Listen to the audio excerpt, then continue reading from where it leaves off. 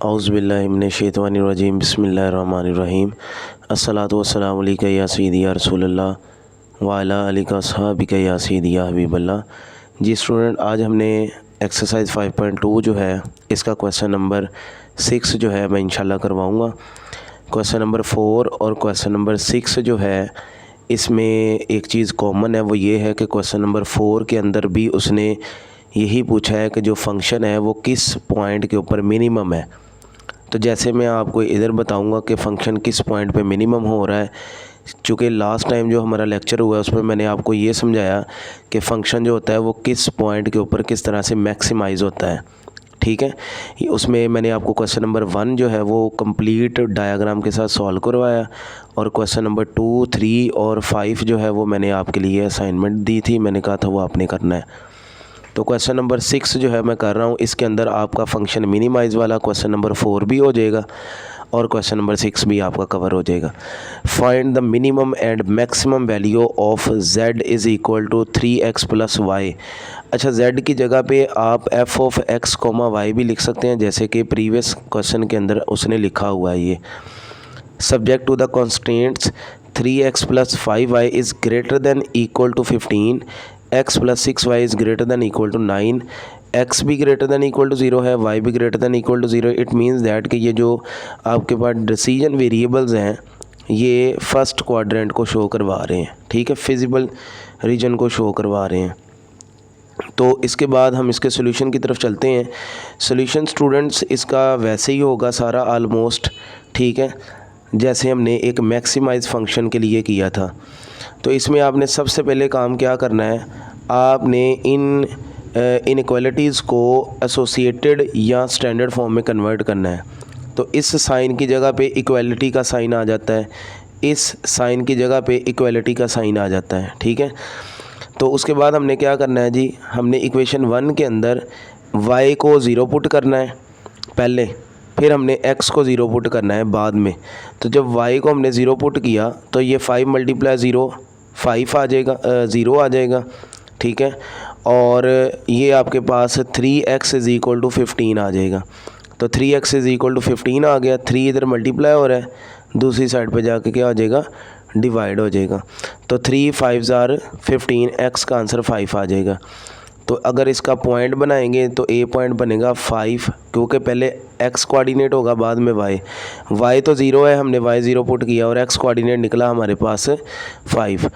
इसी तरह इक्वेशन 1 के अंदर अब हम x 0 पुट करेंगे तो 3 मल्टीप्लाई 0 0 हो जाएगा और 5x इज़ इक्वल टू 15 आएगा।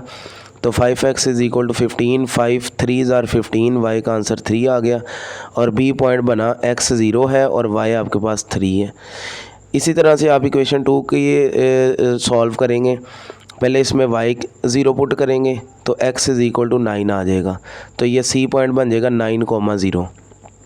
फिर आप x की जगह पे 0 पुट करेंगे इक्वेशन 2 में तो 6y इज़ इक्वल टू 9 आ जाएगा। तो ये y इज़ इक्वल टू 9/6 यानी कि 3/2, और ये तकरीबन जो है ये बन जाता है 1.5, ठीक है, 1 और 2 के दरमियान में आएगा ये, ठीक हो गया। अच्छा जी, तो ये इसका पॉइंट बन गया D। अब हमने क्या करना है जी, मैंने ये जो है वो XY प्लेन जो है वो ड्रा कर लिया हुआ है, तो पॉइंट्स भी मैंने लगा लिए हुए हैं। A पॉइंट जो है वो आपके पास 5,0 है, ठीक है, और दूसरा जो है आपके पास 0,3 है। ये पॉइंट A और B इन दोनों से मिलकर एक लाइन बनेगी, ये वाली 3x plus 5y is greater than equal to 15, ये वाली, ठीक है, पहली। तो मैं इन दोनों लाइंस को आपस में मिला देता हूँ ताकि साथ साथ जो है ये लाइन जो है वो बनती जाए, और फिर हम इसको चेक करके इसको जो टेस्टिंग पॉइंट होता है वो भी इंशाल्लाह साथ ही बना लेंगे। तो ये लाइन जो है ये 5,0 और 0,3 की लाइन जो है मैं कंस्ट्रक्ट करने लगा हूँ। यहाँ से आपने लाइन जो है वो इस तरह से खींच देनी है। तो इसके ऊपर इसकी इनइक्वालिटी जो है वो भी हम लिख लेते हैं। तो ये इसकी इनइक्वालिटी जो है वो है आपके पास 3x plus 5y is greater than equal to 15। लिखने का मकसद ये है कि हमें फिर टेस्टिंग पॉइंट करना इजी हो जाएगा। अच्छा जी, तो दूसरे पॉइंट है C है 9,0 और D जो है 0,3/2। तो 9 स्टूडेंट ये आ जाएगा आपके पास, और 1.5 जो है वो ये 1 है, तो ये 2 है, ये 3 है। तो 1 और 2 के दरमियान में ये पॉइंट मैंने जो है वो लगाया हुआ है। तो इस पॉइंट को आपने इस 9 के साथ मिला देना है। ये मैंने बिल्कुल 9 के ऊपर और 1.5 के ऊपर जो है वो इसको बना लिया है। तो ये इसकी लाइन जो है वो इस तरह से आपने, ये 1.5 से गुज़री और ये 9 से गुज़र गई लाइन। तो ये आपके पास ये इसका एरो हेड बना दिया मैंने, और इसका ये बन गया। अब इसकी लाइन जो इसकी इनइक्वालिटी है वो भी लिख लेते हैं। वो है x + 6y is greater than equal to 9।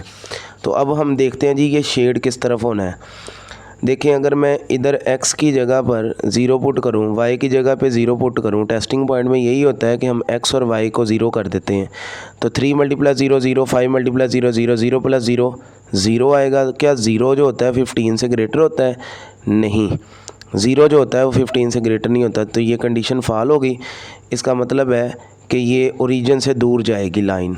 ये ओरिजिन है ना, तो ये ओरिजिन की तरफ नहीं शेड होगी, बल्कि ओरिजिन से बाहर की तरफ शेड होगी। इसको भी अगर आप चेक करें, 0 + 6 0 यानी 0 0 9 से बड़ा होता है? नहीं। तो ये भी कंडीशन क्या होगी? फॉल होगी। तो ये भी कहाँ है जी? बाहर की तरफ है। तो इसका जो सॉल्यूशन, जो इसका ग्राफ बनेगा, फर्स्ट क्वाड्रेंट में बनना है, क्योंकि ये देखें ना, x greater than equal to 0, y greater than equal to 0। तो अब इसका जो ग्राफ फर्स्ट क्वाड्रेंट के अंदर बनेगा वो ये बनेगा ग्राफ इसका। ये जो मैं लाइनें लगा रहा हूँ, क्योंकि ये नीचे वाली लाइन भी बाहर की तरफ है, तो कॉमन जो इनका सॉल्यूशन बनना है, जो ग्राफ बनना है, वो ये बन जाना है सारा। ठीक है। और ये इनका एक इंटरसेक्टिंग पॉइंट है। ये हम दोनों इक्वेशंस को सॉल्व करके निकालेंगे, जैसे प्रीवियस क्वेश्चन में मैंने आपको बताया था। एक ये इनका इंटरसेक्टिंग पॉइंट है, कॉर्नर पॉइंट जिसे हम कहते हैं। एक ये है, 1 2 और ये 3 है। ठीक है। तो ये इसका ग्राफ जो है वो कुछ इस तरह से बन जाएगा, ये ग्राफ। ठीक है। जो इनक्वालिटीज़ हैं उसके हिसाब से तो ग्राफ जो है ये स्टूडेंट इसका ऐसे ही बनेगा। तो ये 3 इसके कॉर्नर पॉइंट बन रहे हैं। ये नामालूम है, ये हमें पता है 0,3 है, ये 9,0 है। इसको मालूम कर लेते हैं। तो ये ग्राफ आपका बन गया है। अब हम जो अननोन वैल्यू है उसको फाइंड आउट करने के लिए स्टूडेंट, इस इक्वेशन 2 को अगर मैं 3 से मल्टीप्लाई कर दूं, तो इधर भी 3x है, इधर भी 3x हो जाएगा। कंपैरिजन मेथड से सॉल्व कर रहा हूं मैं ये। तो 3x × 18 y is equal to 9 3 = 27। इसको आप 3 से मल्टीप्लाई करके इक्वेशन 1 में से आप माइनस करेंगे। तो यही चीज़ मैंने यहाँ लिखी हुई है, ये देखें ज़रा। To find the corner point, इसको ज़रा मैं नीचे कर दूँ ताकि आप कंफ्यूज ना हो। To find corner point 3 multiplying equation 2 also subtract from equation 1। यानी इक्वेशन 2 को 3 से मल्टीप्लाई करके इक्वेशन 1 में से सब्ट्रैक्ट कर दें। तो इक्वेशन 1 मैंने ऊपर लिख दी है, और इक्वेशन 2 को मैंने 3 से मल्टीप्लाई किया, तो ये आ गया। सब्ट्रैक्ट कर रहे हैं, साइन चेंज हो जाएंगे, प्लस माइनस और प्लस माइनस। तो ये प्लस का 3x माइनस का 3x ये कैंसिल हो जाएगा। माइनस का 18y प्लस का 5y माइनस का 13y आ जाएगा। इधर माइनस का 12 आ जाएगा।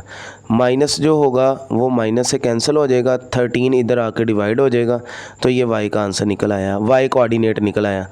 इसको पुट कर दें इक्वेशन नंबर 2 में। तो इक्वेशन नंबर 2 जो है वो ये वाली इक्वेशन है। Equation number 2, x + 6y is equal to 9।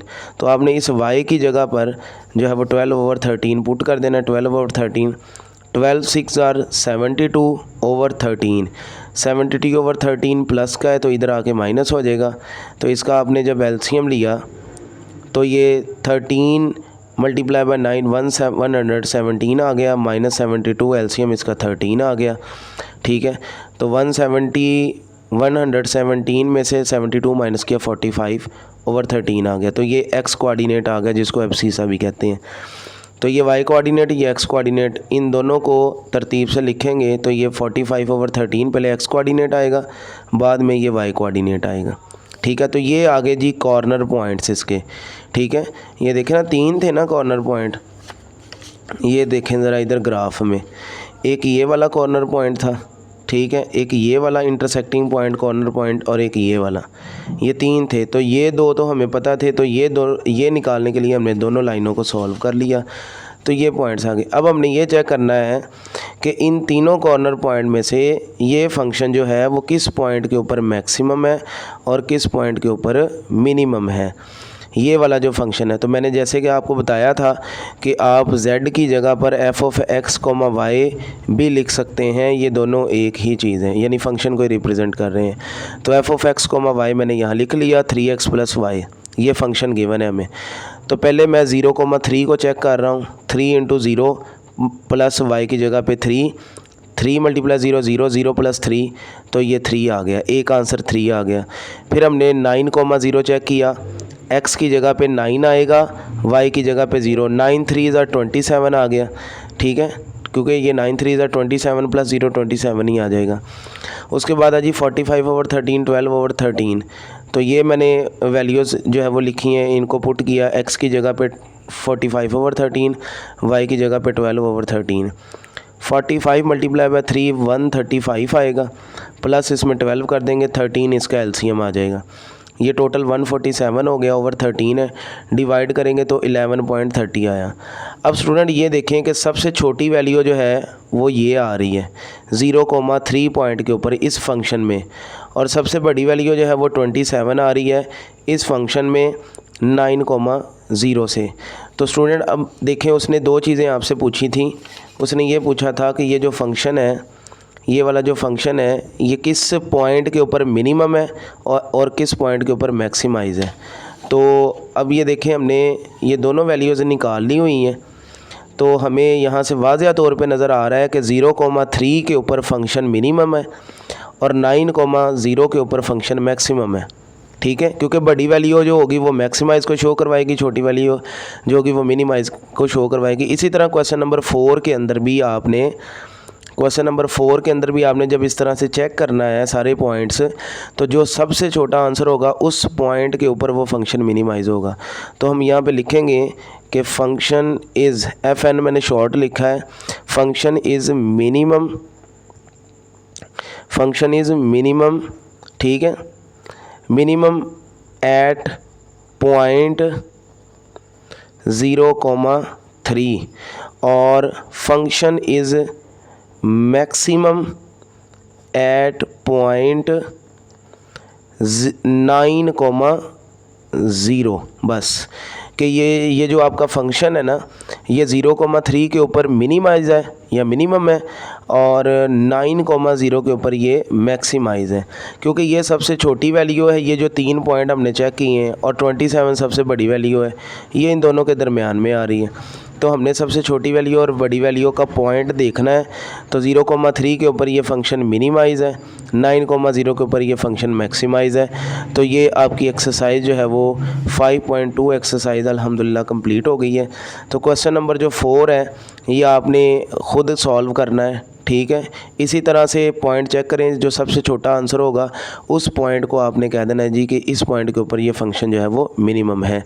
उम्मीद करता हूँ आपको इस लेक्चर की समझ आ गई होगी। फिर भी अगर किसी भी क्वेश्चन में कोई कन्फ्यूजन हो, कमेंट्स करें, इंशाल्लाह आपकी कन्फ्यूजन दूर कर दी जाएगी। और दुआ में याद रखिएगा, अपना ख्याल रखिएगा। अल्लाह हाफिज़।